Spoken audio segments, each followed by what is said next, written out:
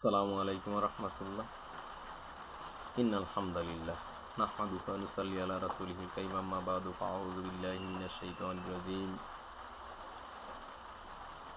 ওয়া কারনা ফি বুয়ুতিকুন্না ওয়া লা তাবাররুজনা তাবাররুজাল জাহিলিয়াতিল উলা। উপস্থিত বৈঠকের দিনই মুসলিম ভাই ও বোন, যে যেখান থেকে শুনছেন, সকলের প্রতি আন্তরিক শুভেচ্ছা ও অভিনন্দন।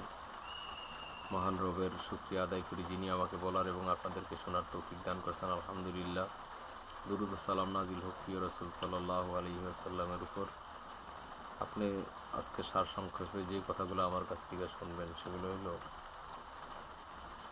নারীদের প্রদর্শনী, নারীদের চলাফেরা, নারীদের আনাগোনা, নারীদের বিচরণ।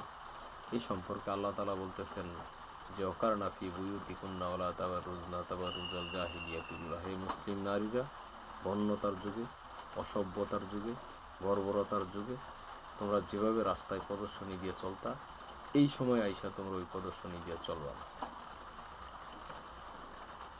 এখন আপনার যে মেয়ে কলেজ বা সিটিতে পড়ে, আপনার যে মেয়ে স্কুল বিশ্ববিদ্যালয়গুলোতে পড়ে, এই মেয়েটা তো বের হয় একেবারেই উলঙ্গ অবস্থায়। কেন উলঙ্গ অবস্থায়? আপনি বলবেন যে হুজুর কাফর তো পরে। আল্লাহ রাসূল সাল্লাল্লাহু আলাইহি সাল্লাম চমৎকার একটা কথা বলছেন যে নেসাউন, মহিলা, কাসিয়াতুন, কাফর পরবে, আরিয়াতুন, উলঙ্গ। আপনি বলেন সেটা কোনটা? রাসূল বলতেছেন যে মহিলারা কাফর পরবে কিন্তু উলঙ্গ। সেটা কোনটা?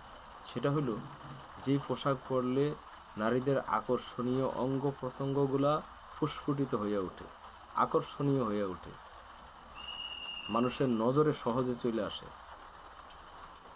ওই পোশাকটা পরার পরও উলঙ্গ হিসেবেই গণ্য করা হবে। যেমন আপনার মেয়ে যখন স্কুলে যায় তখন এই যে একটা বেল্ট লাগায়, এই পাশ থেকে এই পাশে, এই পাশ থেকে এই পাশে, মানে বুকের স্তন যেটা আপনার মেয়ের বা আপনার বোনের, এই স্তনটা এমনভাবে ফুইটা উঠে, একটা মেয়ে যদি নগ্ন থাকে ওই মেয়েটার দিকে পাবলিক অতটা তাকাবে না, যতটা এই বেল্ট দেওয়ার কারণে পোশাকগুলো ফিটিং হইয়া ফুসফুটিত হইয়া উঠার কারণে যতটা আকর্ষণ হইয়া মানুষ তাকায়। মানুষ অতটা তাকাইতো না যদি মেয়েটা সরাসরি উলঙ্গ হইয়া রাস্তায় বের হইত। একটা মেয়ে সরাসরি উলঙ্গ হইয়া রাস্তায় বের হইলে তারে মানুষ উলঙ্গ নারী বলে না, তারে মানুষ নগ্ন নারী বলে না, বলবেও না। কারণ মানুষ বুঝতে পারবে সে সেন্সলেস, পাগল, মেট।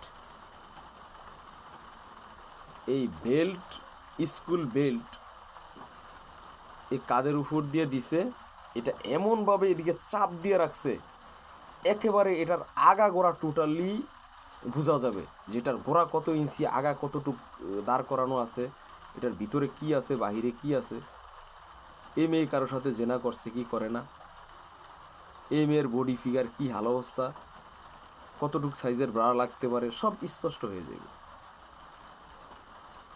এই পোশাককে আল্লাহ রাসূল সাল্লাল্লাহু আলাইহি সাল্লাম বলছেন যে উলঙ্গ। আমার কথাগুলো খুব বিশ্রী টাইপের মনে হয়, আমার কথাগুলো শুনতে যদি বিশ্রী টাইপের মনে হয়, তো আপনার মেয়ে যে এই বুক উঁচা করে চলে গেল আর কয়েকটা পুরুষ যে ধাক্কা দিল, হাতও দিল, ওইটা বিশ্রী মনে হয় না?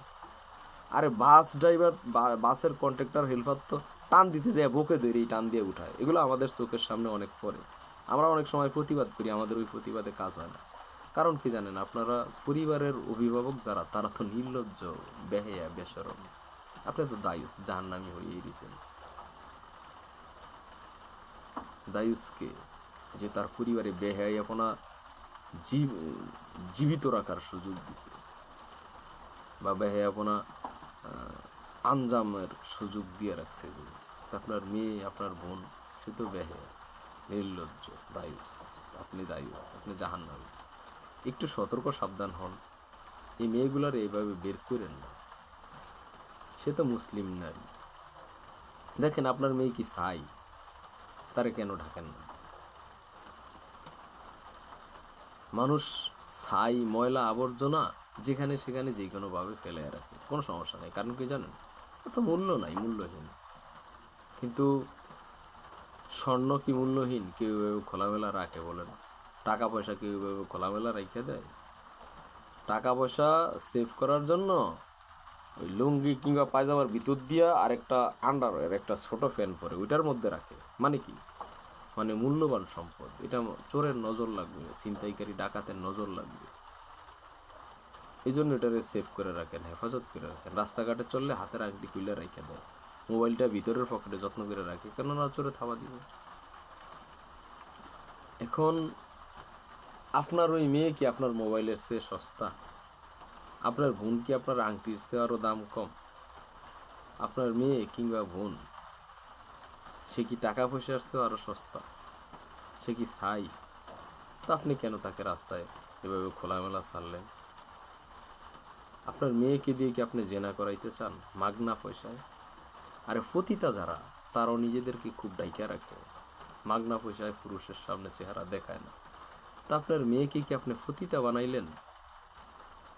আপনার মেয়েকে কি আপনি বেশ্যা বানাইয়া দিলেন? অন্য একটা পুরুষ ফিরি ধাক্কা দিবে, আপনার মেয়ের বুকে হাত দিবে, এই জন্যে কি আপনার মেয়ের রাস্তায় উন্মুক্ত করে দিলেন? একটু সতর্ক সাবধান হন, এতটা নির্বোধ হইেন না, একটু সাবধান হন।